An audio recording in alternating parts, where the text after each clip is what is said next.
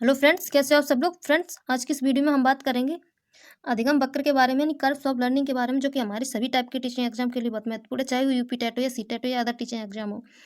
सभी में यहाँ से 1 या 2 नंबर का प्रश्न यहाँ से बनता ही बनता है। आप चाहे कोई सा भी प्रीवियस क्वेश्चन पेपर उठा के देख लेना। साथ ही साथ फ्रेंड्स, आप मेरे चैनल को सब्सक्राइब कर लें ताकि मैं सीडीपी से संबंधित जो भी कंटेंट डालूँ उसका नोटिफिकेशन आपको मिल जाए। तो आइए अब हम चलते हैं और सीखते हैं अधिगम वक्र के बारे में।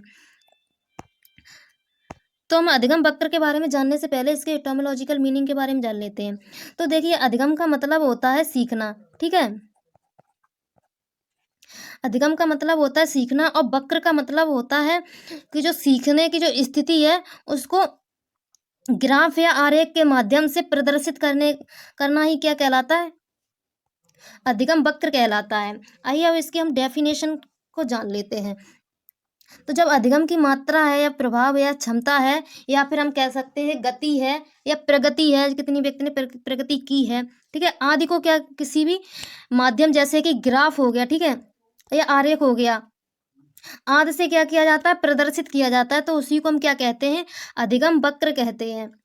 और इसमें स्थिति जो अधिगम की है वो कैसी भी हो सकती है भाई। अधिगम की न्यूनतम स्थिति हो सकती है, या अधिकतम स्थिति हो सकती है, या फिर शून्य स्थिति इसकी व्यक्त की जाती है। अब कैसे, आइए इसको समझ लेते हैं। जैसे कि मान लीजिए कि क्लास में बालक होते हैं, कुछ बालक देखना बहुत तेज होंगे पढ़ने में, तो उनकी स्थिति कैसी होगी, सीखने की वो अधिकतम होगी, ठीक है, यानी वो अच्छे से सीख रहे हैं किसी भी चीज को, ठीक है। और वहीं कुछ बालक ऐसे होंगे जिनकी स्थिति डाउन होगी, यानी वो अधिगम कर रहे हैं, कोई भी कार्य सीखते हैं लेकिन अच्छे से नहीं सीख पाते, यानी कम सीख पाते हैं, तो उनकी स्थिति कैसी होगी, न्यूनतम होगी। और कुछ बालक तो ऐसे होंगे जो उनको कुछ सिखाओ तो वो बिल्कुल भी नहीं सीखेंगे, यानी उनकी स्थिति जीरो होगी, ठीक है। तो जब ऐसी स्थिति होती है तो उनका क्या किया जाता है, मूल्यांकन के द्वारा या फिर निरीक्षण के द्वारा उनका जो भी या फिर परीक्षण किया जाता है, और उसके अकॉर्डिंग क्या किया जाता है, एक ग्राफ या फिर आरेख प्रदर्शित किया जाता है, जिसपे उनकी जो अधिगम क्षमता है या स्थिति है उनकी, उसको प्रदर्शित किया जाता है, ठीक है। तो उसी को हम क्या कहेंगे, अधिगम वक्र कहेंगे। आई होप आपको ये अच्छे से समझ में आ गया होगा। फ्रेंड्स, हमने इसको बिल्कुल ईजी लैंग्वेज में लिया है, देख लेना, आपको एक ही बार में सारी चीज़ें क्लियर हो जाएंगी, आपको दोबारा पढ़ने की आवश्यकता नहीं पड़ेगी। अब इसके सेकंड डेफिनेशन और ली है मैंने, जो है गेट्स एवं अन्य के अनुसार। तो आइए अब इनका क्या कहना है, इसके बारे में हम वो जान लेते हैं।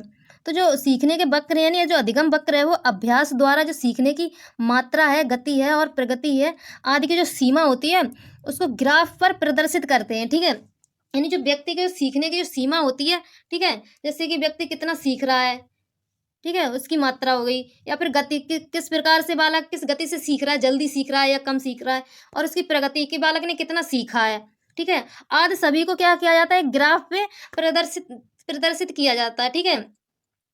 तो हम उसी को क्या कहेंगे भाई, अधिगम वक्र कहेंगे। आई होप आपको ये अच्छे से समझ में आ गया होगा। अब देखिए, अधिगम के 4 प्रकार के वक्र हैं। कहीं कहीं इन बुक में ये 3 प्रकार के मिलते हैं, लेकिन हमने इसको 4 प्रकार से लिए, 4 प्रकार के हैं तो हमने वही लिए हैं, ठीक है। तो आइए अब हम इनको सीख लेते हैं। तो सबसे पहला है सरल रेखी वक्र, यानी स्ट्रेंजिट लाइन कर्व। इसमें क्या होता है, इसमें जो सीखने की गति है व्यक्ति की वो एक समान होती है। जैसे कि मान लीजिए किसी बालक को एक चैप्टर दे दिया, वो 1 घंटे में कंप्लीट कर लेता, फिर सेकंड चैप्टर दिया तो उसने क्या किया भाई, 1 घंटे में वो भी कवर कर लिया। फिर उसको थर्ड चैप्टर दे दिया तो उसने थर्ड चैप्टर भी 1 घंटे में कवर कर लिया। फिर उसको फोर्थ दे दिया तो उसने फोर्थ भी 1 घंटे में कवर कर लिया उस चैप्टर को। यानी क्या हो रहा है, बालक है ना, उसकी गति कैसी है, एक समान रूप से है, यानी वो क्या कर रहा है, 1 घंटे में एक चैप्टर कंप्लीट किए जा रहा है। फिर उसको दूसरे घंटे में दूसरा चैप्टर दे दिया तो वो दूसरा भी कंप्लीट कर लेता है। यानी बालक की गति है वो एक समान रूप से है, चाहे कोई सा भी चैप्टर दे दो वो 1 घंटे में एक चैप्टर कंप्लीट कर लेता है। तो जब ऐसी स्थिति होती है तो वहाँ सरल रेखी वक्र बनता है, ठीक है। जैसा कि आप ये डायग्राम में देख रहे हो, जो सीखने की गति है और जो अभ्यास है समय है, ठीक है, और इसमें ये जो स्ट्रेट लाइन जा रही है यही क्या कहलाएगी, हमारी सीखने की गति कहलाएगी। यानी जब जब बालक हो या व्यक्ति हो समान रूप से सीखता है, समान गति से, तो ऐसी स्थिति में सरल रेखी वक्र बनता है। आई होप आपको ये अच्छे से समझ में आ गया होगा। अब देखते हैं इसका सेकंड नंबर है अनुत्तोदर वक्र यानी कॉन्वेक्स कर्व। इसमें जो सीखने की गति होती है वो शुरू में तेज होती है और उच्चतम बिंदु पर पहुंचने के बाद जो सीखने की गति है ना वो धीमी होना शुरू हो जाती है। जैसे कि मान लीजिए कि कोई बालक है, ठीक है, पहले तो पढ़ने में बहुत अच्छा था, लेकिन क्या हुआ कि वो पढ़ते-पढ़ते एक अच्छी खासी रैंक उसने हासिल की, एक उच्चतम स्तर पर पहुँच गया। लेकिन क्या हुआ, कुछ गलत स्थिति में फँसने के कारण, कुछ गलत संगति में फँसने के कारण उसने स्टडी करना छोड़ दिया, ठीक है? तो अब वो बाद में अगर अधिगम भी करेगा ना, तो उसकी अधिगम की जो गति है वो कैसी हो जाएगी, धीमी होना शुरू हो जाएगी, क्योंकि वो गलत संगत में फँस गया है और वो स्टडी करता है लेकिन कम करता है। तो ऐसे में क्या हो जाएगी, वो जो उसकी अधिगम की जो स्थिति है ना वो धीमी पड़ जाएगी, ठीक है? यानी गति है उसकी वो कम होना शुरू हो जाएगी। या फिर ये मान लीजिए कि मान लीजिए कोई व्यक्ति है, उसकी शादी कर दी या फिर वो जॉब करने लगा, ठीक है? तो अब क्या होगा भाई, उसको समय नहीं मिलेगा, भाई शादी कर दी, ज़िम्मेदारियों में फँस गया, जॉब कर रही है तो उसको टाइम नहीं मिल रहा है स्टडी करने का, ठीक है? और मिल भी रहा है तो थोड़ा बहुत टाइम मिल रहा है। तो ऐसे में क्या हो जाएगी, जो जो उसकी अधिगम की जो गति है वो धीमी होना शुरू हो जाएगी, ठीक है? आई होप आपको ये अच्छे से समझ में आ गया होगा।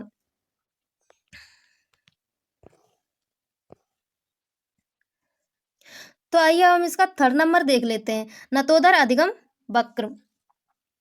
तो इसमें क्या होता है, इसमें जो जो शुरू में क्या होता है, अधिगम की गति धीमी हो जाती है। यानी शुरू में क्या होता है, जो व्यक्ति हो या बालक हो, उसकी गति जो सीखने की है वो धीमी होती है, और जैसे-जैसे वो अधिगम धीरे-धीरे करता सीखता जाता है, वैसे-वैसे उसकी गति कैसी होती जाती है, तेज होनी शुरू हो जाती है, ठीक है? और वह क्या करता है, धीरे-धीरे सीखते-सीखते एक उच्चतम बिंदु पर पहुँच जाता है, यानी उच्चतम स्तर पर पहुँच जाता है। जैसा कि आप इस वक्र में देख रहे होंगे कि पहले तो ये नीचे से जा रहा है, फिर धीरे-धीरे, धीरे-धीरे उठता है, ऊपर कोई चला जा रहा है, ठीक है? तो जो बालक की या फिर व्यक्ति की वो स्थिति कैसी हो जाती है, उच्चतम स्तर पर पहुँच जाती है। पहले क्या होता है, बालक धीमी गति से, यानी पहले तो उसकी गति कैसी होती है, धीमी होती है, यानी वो कुछ सीखता है, धीरे-धीरे सीखता है, लेकिन धीरे-धीरे जैसे सीखता चला जाता है, वैसे ही उसकी गति तेज होना शुरू हो जाती है और वो एक उच्चतम स्तर पर पहुँच जाता है। जैसे कि मान लीजिए कि कोई बिज़नेसमैन है, ठीक है? उसने अपना बिज़नेस का स्टार्टअप शुरू किया और शुरुआत में तो उसको उसकी गति धीमी थी, ठीक है? लेकिन क्या हुआ, वो लगा रहा धीरे-धीरे, धीरे-धीरे, और और क्या हुआ, फिर उसकी गति कैसी होने लगी, तेज़ होने लगी, यानी उसका स्टार्टअप की, ठीक है? और वो धीरे-धीरे करके एक उच्चतम स्तर पर पहुँच गया। यानी अब उसने क्या किया, एक अच्छी खासी अपनी बिज़नेस में पहचान बना ली और वो एक उच्चतम स्तर पर पहुँच गया। जैसे कि इसका एक और एग्ज़ाम्पल ले लेते हैं, ठीक है? जैसे कि मान लीजिए कोई बालक है, ठीक है? अब उसके घर की स्थिति बहुत खराब है, ठीक है? यानी पहले क्या था, वो पढ़ाई-वढ़ाई नहीं करता था ज़्यादा, लेकिन जब जब उससे उसे समझाया गया कि नहीं बेटा पढ़ लो, तुम्हारे घर की स्थिति बहुत खराब है, कि तुम्हें पढ़ना है, ठीक है? तो वो बालक भी सोचेगा कि नहीं, हमको भी क्या करना है, पढ़ना है। तो वो बालक जब सोचता है, तो फिर वो क्या करता है, धीरे-धीरे स्टडी करना अपनी स्टार्ट करता है, और वो स्टडी करते एक उच्चतम बिंदु पर पहुँचता है, ठीक है? यानी पहले उसकी जो रैंक थी, यानी जो भी उसकी स्टडी थी, उसके क्लास में या कह सकते हैं कहीं और भी, तो उसकी वो इतनी अच्छी नहीं थी। लेकिन क्या किया, उसने स्टडी करना स्टार्ट किया और एक अच्छी खासी रैंक हासिल की। जैसे कि आपने वो देखे होंगे, जो आईएएस, आईपीएस बच्चे होते हैं, उनकी आप मार्कशीट वगैरह देखना, उनके जो हाई स्कूल, इंटर के या फिर और भी सब्जेक्ट्स के जो होंगे, उनके उनकी मार्कशीट देखना, उनके अंक बहुत कम मिलेंगे, ठीक है? लेकिन क्या होता है, वो धीरे-धीरे स्टडी करते रहते हैं और एक उच्चतम बिंदु पर पहुँच जाते हैं और एक उच्च लेवल के अधिकारी बन जाते हैं। देख लेना आप, ऐसे ऐसे काफ़ी सारे लोग होंगे। तो ऐसी स्थिति में क्या होता है, जो सीखने की गति इन लोगों की शुरुआत में तो धीरे होती है, लेकिन ये क्या करते हैं, लगे रहते हैं, धीरे-धीरे इनकी गति क्या होने लगती है, फिर तेज़ होने लगती है और ये एक उच्चतम स्तर पर पहुँच जाते हैं। तो आई होप आप ये अच्छे से समझ गए होंगे। तो अब देखते हैं फोर्थ नंबर। फोर्थ नंबर है मिश्रित अधिगम वक्र, यानी एस शेप वक्र। इसको या फिर इसको सीढ़ीदार वक्र भी कहा जाता है, क्योंकि इसमें अधिगम है ना, वो कम ज़्यादा होता रहता है, ठीक है? अब कैसे, ठीक है? जैसे कि इसमें, आइए इसको पहले पढ़ लेते हैं, उसके बाद हम इसको समझेंगे।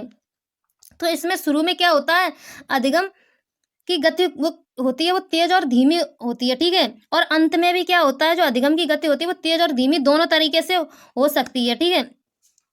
और यह वक्र है वो उन्नतोदर और नतोदर वक्र, अधिगम वक्र के से मिलता जुलता ही वक्र होता है, ठीक है। अब आइए इसको समझ लेते हैं।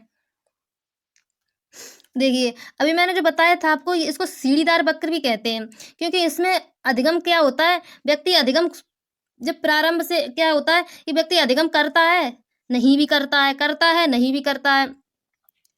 अब कैसे, जैसे कि मान लीजिए कि कोई बालक है, व्यक्ति है, जब तक वो मोटिवेट रहता है तब तक तो वो अधिगम करता है, और जैसे डिमोटिवेट हुआ तो उसने अधिगम उसका कैसा हो जाता है, मंद पड़ जाता है, यानी धीमी धीमी गति से करने लगता है, ठीक है, या फिर वो करता ही नहीं है। जैसे ही फिर मोटिवेट होता है तो वो फिर करने लगता है अधिगम, और डिमोटिवेट हुआ तो वो फिर से छोड़ देता है स्टडी, ठीक है।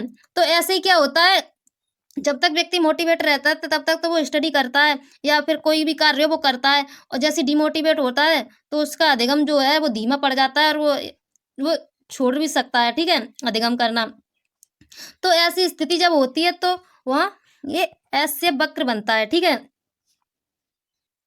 तो आई होप आप ये अच्छे से समझ गए होंगे।